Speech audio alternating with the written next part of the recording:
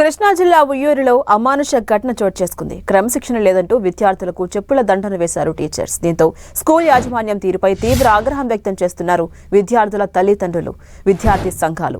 Teachers తీరుపై ప్రశ్నించిన తల్లిదండ్రులకు పొంతనలేని సమాధానాలు చెబుతున్నారు స్కూల్ యాజమాన్యం.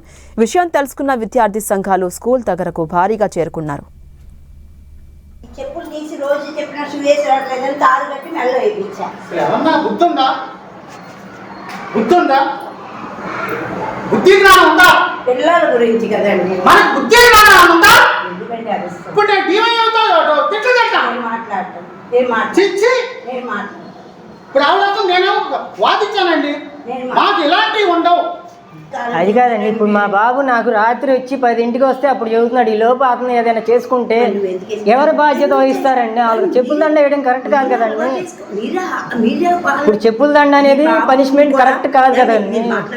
బాబు కూడా లేని ఆలోచన ఇస్తున్నట్టే కాదండి, ఇప్పుడు ఒక ఇస్తున్నట్టు కాదు కదండి. ఇప్పుడు అవమానంతో ఏమైనా చేసుకుంటే ఏంటి అంటున్నాడు.